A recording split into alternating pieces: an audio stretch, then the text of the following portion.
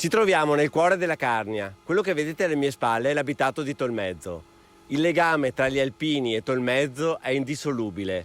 Basta dire caserma Cantore, caserma del Din.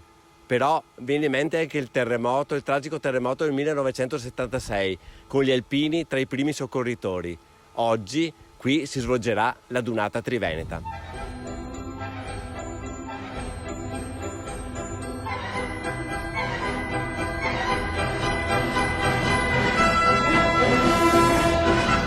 Ci troviamo nel piazzale della caserma Cantore di Tolmezzo.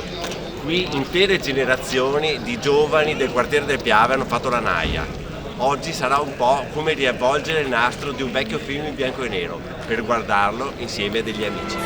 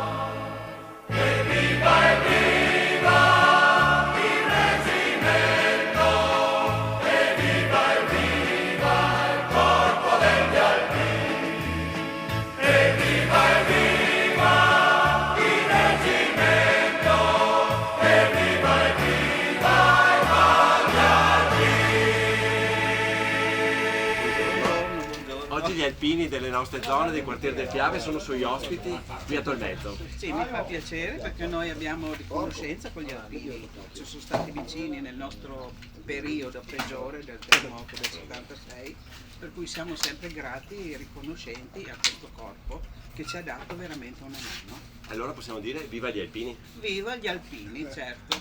Brava!